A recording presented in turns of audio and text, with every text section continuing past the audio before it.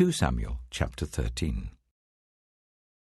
In the course of time, Amnon, son of David, fell in love with Tamar, the beautiful sister of Absalom, son of David. Amnon became so obsessed with his sister Tamar that he made himself ill. She was a virgin, and it seemed impossible for him to do anything to her. Now Amnon had an adviser named Jonadab, son of Shimeah, David's brother. Jonadab was a very shrewd man. He asked Amnon, "Why do you, the king's son, look so haggard morning after morning? Won't you tell me?" Amnon said to him, "I'm in love with Tamar, my brother Absalom's sister." "Go to bed and pretend to be ill," Jonadab said. "When your father comes to see you, say to him, 'I would like my sister Tamar to come and give me something to eat. Let her prepare the food in my sight, so that I may watch her and then eat it from her hand.'" So Amnon lay down and pretended to be ill. When the king came to see him, Amnon said to him, "I would like my sister Tamar to come and make some special bread in my sight, so that I may eat from her hand." David sent word to Tamar at the palace, "Go to the house of your brother Amnon and prepare some food for him." So Tamar went to the house of her brother Amnon, who was lying down. She took some dough, kneaded it, made the bread in his sight, and baked it. Then she took the pan and served him the bread, but he refused to eat. "Send everyone out of here," Amnon said. So everyone left him. Then Amnon said to Tamar, "Bring the food here into my bedroom, so that I may eat it from your hand." And Tamar took the bread she had prepared and brought it to her brother Amnon in his bedroom. But when she took it to him to eat, he grabbed her and said, "Come to bed with me, my sister." "No, my brother," she said to him, "don't force me. Such a thing should not be done in Israel. Don't do this wicked thing. What about me? Where could I get rid of my disgrace? And what about you? You would be like one of the wicked fools in Israel. Please speak to the king. He will not keep me from being married to you." But he refused to listen to her, and since he was stronger than she, he raped her. Then Amnon hated her with intense hatred. In fact, he hated her more than he had loved her.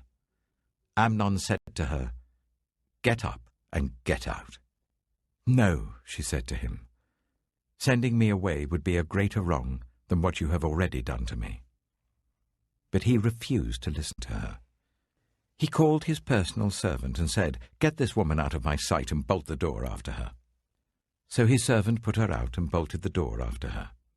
She was wearing an ornate robe, for this was the kind of garment the virgin daughters of the king wore. Tamar put ashes on her head and tore the ornate robe she was wearing. She put her hands on her head and went away, weeping aloud as she went. Her brother Absalom said to her, "Has that Amnon, your brother, been with you?"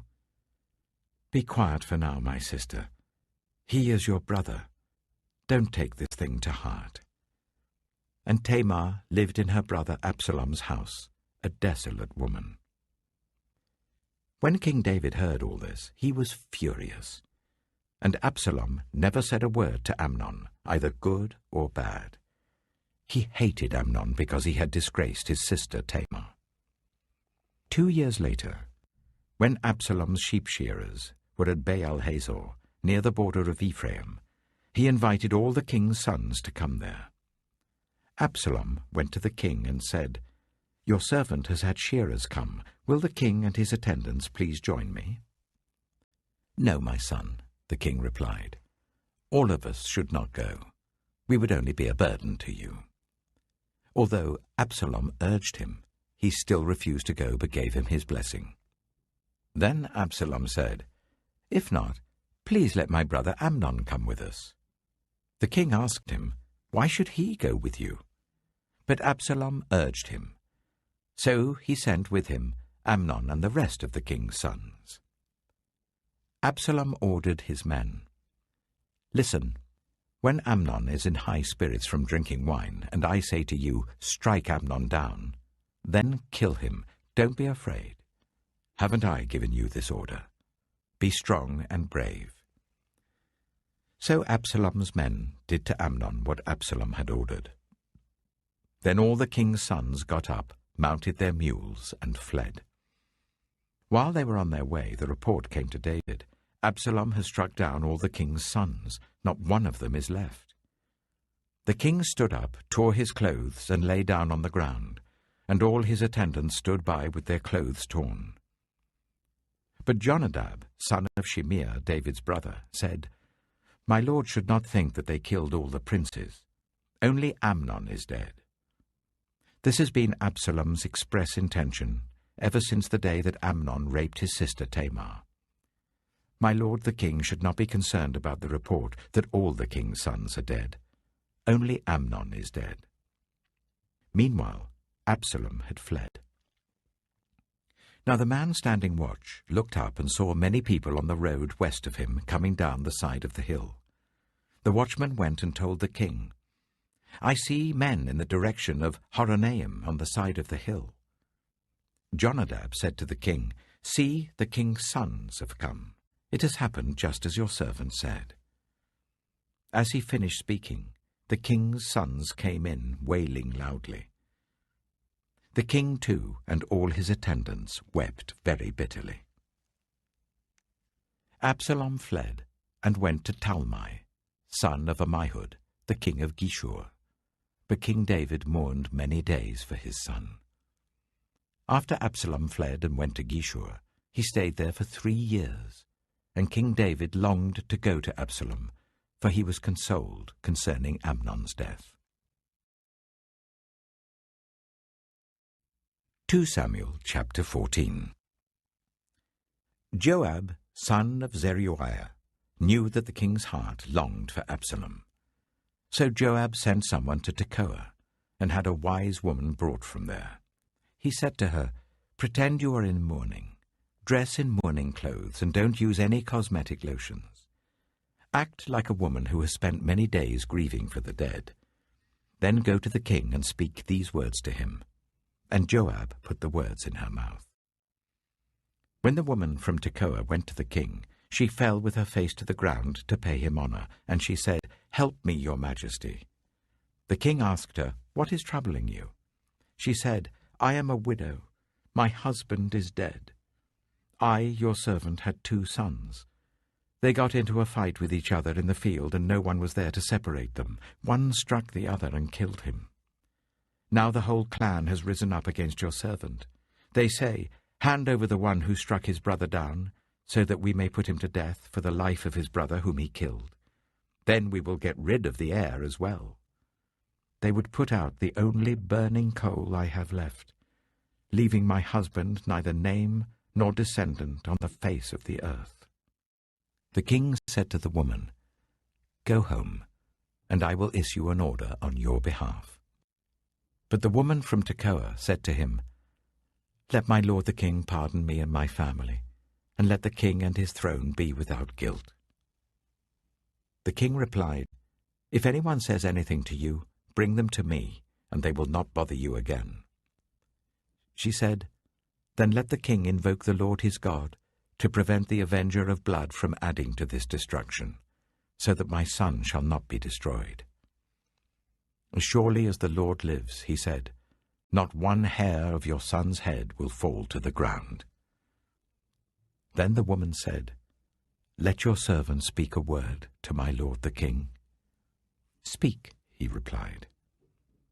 The woman said, "Why then have you devised a thing like this against the people of God? When the king says this, does he not convict himself? For the king has not brought back his banished son.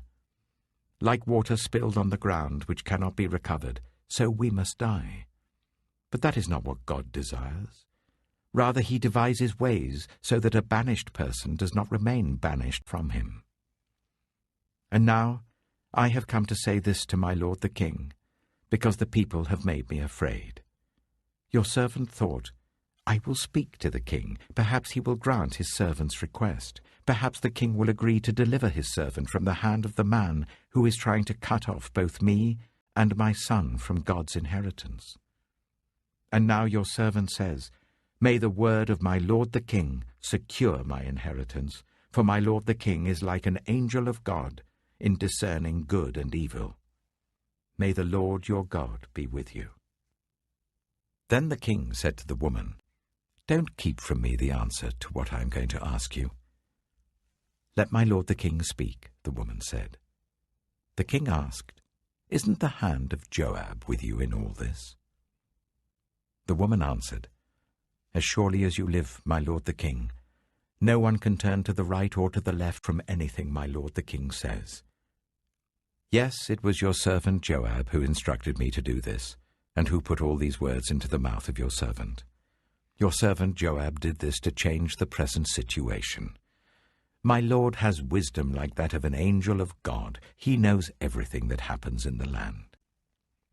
The king said to Joab, "Very well, I will do it. Go, bring back the young man Absalom." Joab fell with his face to the ground to pay him honor, and he blessed the king. Joab said, "Today your servant knows that he has found favor in your eyes, my lord the king, because the king has granted his servant's request." Then Joab went to Geshur and brought Absalom back to Jerusalem. But the king said, "He must go to his own house. He must not see my face." So Absalom went to his own house and did not see the face of the king. In all Israel there was not a man so highly praised for his handsome appearance as Absalom. From the top of his head to the sole of his foot, there was no blemish in him. Whenever he cut the hair of his head, he used to cut his hair once a year because it became too heavy for him, he would weigh it, and its weight was 200 shekels by the royal standard. 3 sons and a daughter were born to Absalom. His daughter's name was Tamar, and she became a beautiful woman. Absalom lived for 2 years in Jerusalem without seeing the king's face. Then Absalom sent for Joab in order to send him to the king, but Joab refused to come to him. So he sent a second time, but he refused to come. Then he said to his servants, "Look, Joab's field is next to mine, and he has barley there. Go and set it on fire." So Absalom's servants set the field on fire. Then Joab did go to Absalom's house, and he said to him, "Why have your servants set my field on fire?" Absalom said to Joab, "Look, I sent word to you and said, 'Come here so that I can send you to the king to ask, why have I come from Geshur? It would be better for me if I were still there. Now then, I want to see the king's face, and if I'm guilty of anything, let him put me to death.'" So Joab went to the king and told him this. Then the king summoned Absalom, and he came in and bowed down with his face to the ground before the king, and the king kissed Absalom. 2 Samuel chapter 15. In the course of time, Absalom provided himself with a chariot and horses, and with 50 men to run ahead of him. He would get up early and stand by the side of the road leading to the city gate. Whenever anyone came with a complaint to be placed before the king for a decision, Absalom would call out to him, "What town are you from?" He would answer, "Your servant is from one of the tribes of Israel." Then Absalom would say to him, "Look, your claims are valid and proper, but there is no representative of the king to hear you." And Absalom would add, "If only I were appointed judge in the land, then everyone who has a complaint or case could come to me, and I would see that they receive justice." Also, whenever anyone approached him to bow down before him, Absalom would reach out his hand, take hold of him, and kiss him. Absalom behaved in this way towards all the Israelites who came to the king asking for justice, and so he stole the hearts of the people of Israel. At the end of 4 years, Absalom said to the king, "Let me go to Hebron and fulfill a vow I made to the Lord. While your servant was living in Geshur in Aram, I made this vow. If the Lord takes me back to Jerusalem, I will worship the Lord in Hebron." The king said to him, "Go in peace." So he went to Hebron. Then Absalom sent secret messengers throughout the tribes of Israel to say, "As soon as you hear the sound of the trumpets, then say, 'Absalom is king in Hebron.'" 200 men from Jerusalem had accompanied Absalom. They had been invited as guests and went quite innocently, knowing nothing about the matter. While Absalom was offering sacrifices, he also sent for Ahithophel, the Gilonite, David's counselor, to come from Gilo, his hometown. And so the conspiracy gained strength, and Absalom's following kept on increasing. A messenger came and told David, "The hearts of the people of Israel are with Absalom."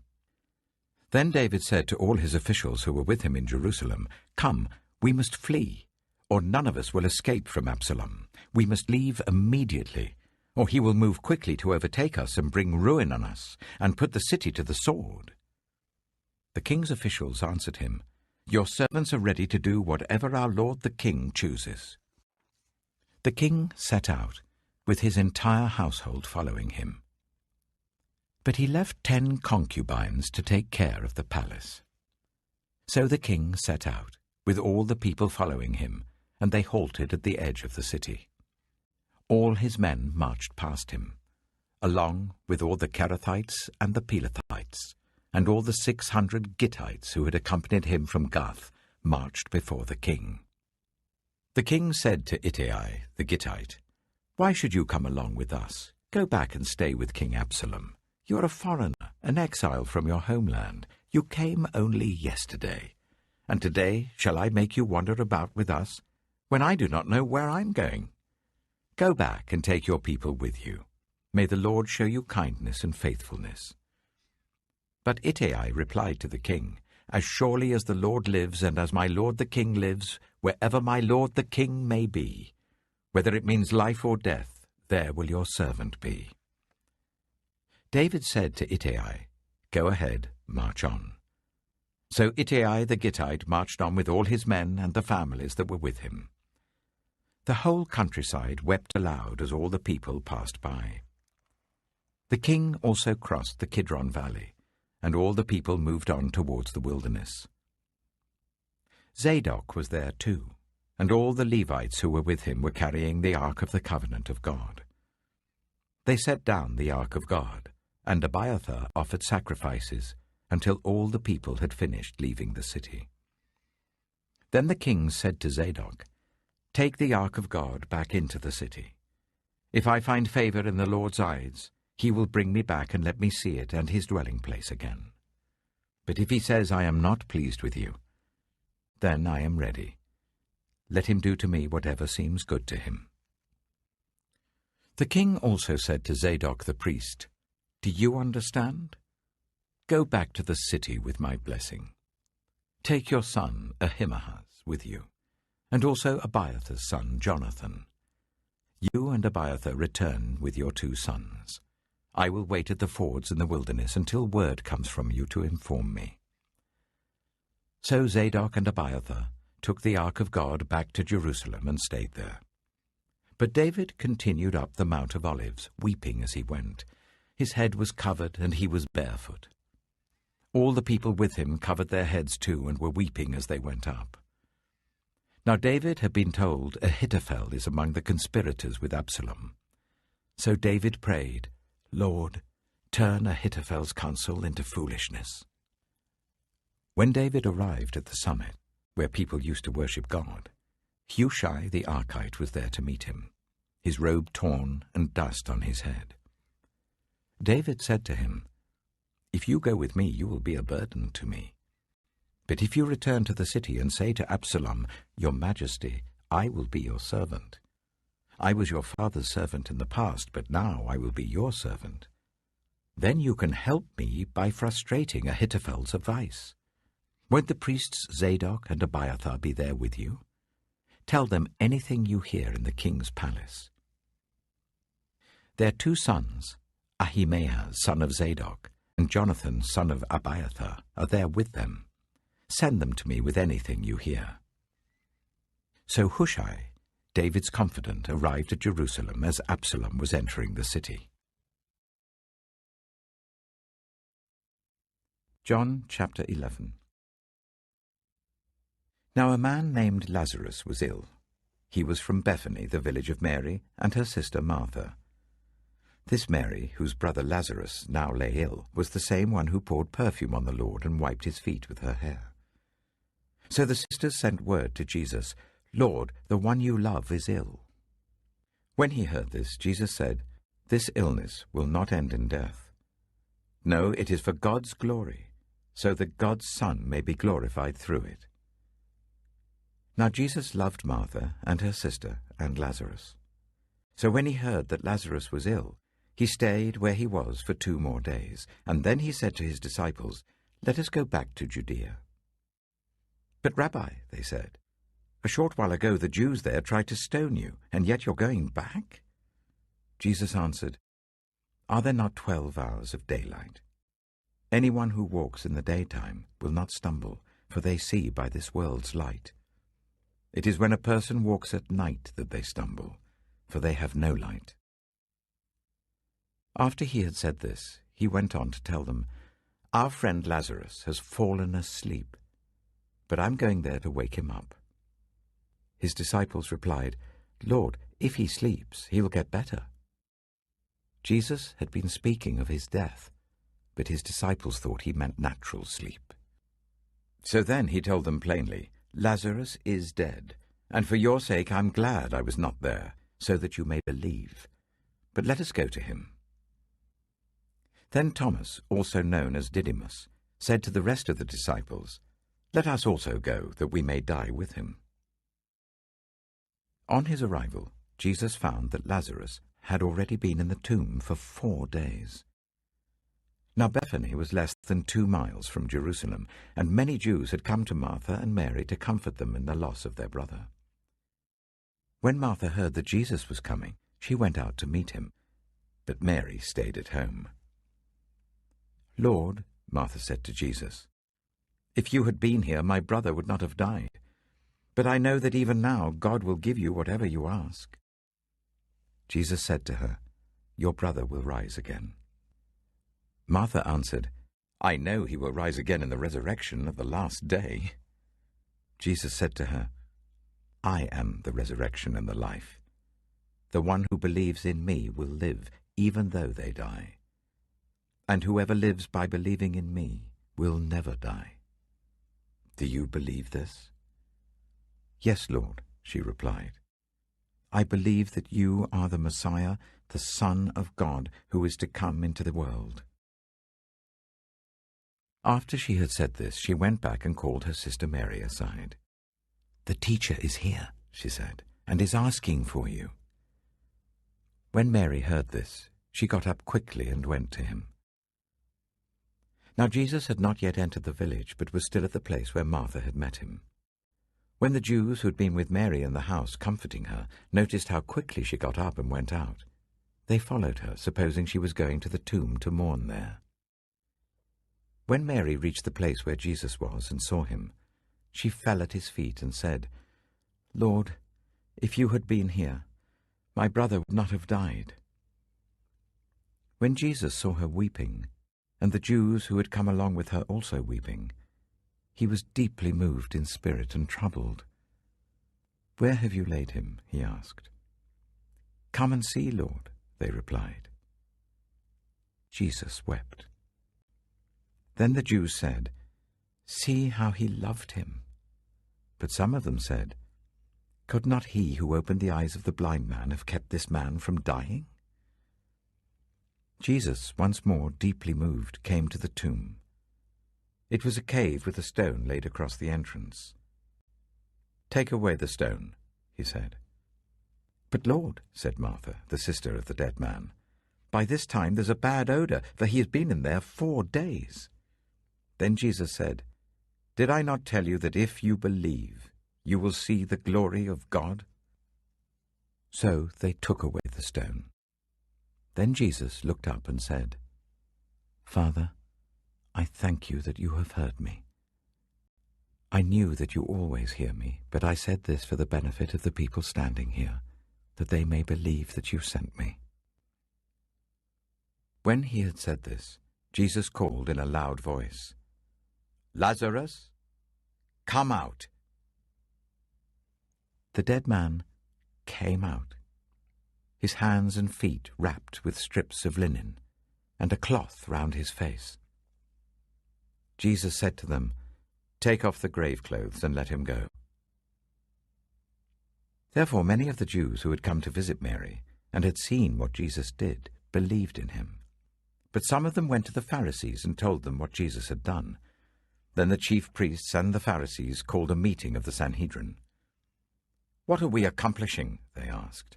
"Here is this man performing many signs. If we let him go on like this, everyone will believe in him, and then the Romans will come and take away both our temple and our nation." Then one of them, named Caiaphas, who was high priest that year, spoke up. "You know nothing at all. You do not realize that it is better for you that one man die for the people than that the whole nation perish." He did not say this on his own, but as high priest that year he prophesied that Jesus would die for the Jewish nation. And not only for that nation, but also for the scattered children of God, to bring them together and make them one. So from that day on, they plotted to take his life. Therefore Jesus no longer moved about publicly among the people of Judea. Instead, he withdrew to a region near the wilderness, to a village called Ephraim, where he stayed with his disciples. When it was almost time for the Jewish Passover, many went up from the country to Jerusalem for their ceremonial cleansing before the Passover. They kept looking for Jesus, and as they stood in the temple courts, they asked one another, "What do you think? Isn't he coming to the festival at all?" But the chief priests and the Pharisees had given orders that anyone who found out where Jesus was should report it so that they might arrest him. Psalm 111. Praise the Lord. I will extol the Lord with all my heart in the council of the upright and in the assembly. Great are the works of the Lord. They are pondered by all who delight in them. Glorious and majestic are his deeds, and his righteousness endures forever. He has caused his wonders to be remembered. The Lord is gracious and compassionate. He provides food for those who fear him. He remembers his covenant forever. He has shown his people the power of his works, giving them the lands of other nations.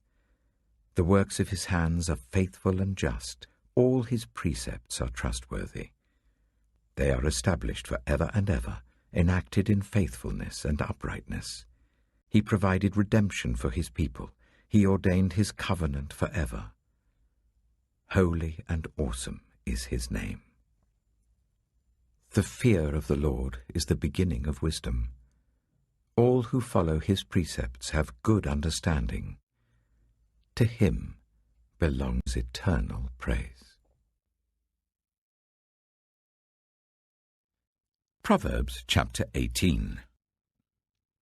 An unfriendly person pursues selfish ends, and against all sound judgment starts quarrels. Fools find no pleasure in understanding, but delight in airing their own opinions. When wickedness comes, so does contempt, and with shame comes reproach. The words of the mouth are deep waters, but the fountain of wisdom is a rushing stream. It is not good to be partial to the wicked, and so deprive the innocent of justice. The lips of fools bring them strife, and their mouths invite a beating. The mouths of fools are their undoing, and their lips are a snare to their very lives. The words of a gossip are like choice morsels. They go down to the inmost parts. One who is slack in his work is brother to one who destroys. The name of the Lord is a fortified tower. The righteous run to it and are safe. The wealth of the rich is their fortified city. They imagine it a wall too high to scale. Before a downfall, the heart is haughty, but humility comes before honor. To answer before listening, that is folly and shame. The human spirit can endure in times of illness, but a crushed spirit who can bear? The heart of the discerning acquires knowledge, for the ears of the wise seek it out. A gift opens the way and ushers the giver into the presence of the great. In a lawsuit, the first to speak seems right, until someone comes forward and cross-examines. Casting the lot settles disputes and keeps strong opponents apart. A brother wronged is more unyielding than a fortified city. Disputes are like the barred gates of a citadel. From the fruit of their mouth a person's stomach is filled. With the harvest of their lips they are satisfied. The tongue has the power of life and death, and those who love it will eat its fruit. He who finds a wife finds what is good and receives favor from the Lord. The poor plead for mercy, but the rich answer harshly. One who has unreliable friends soon comes to ruin, but there is a friend who sticks closer than a brother.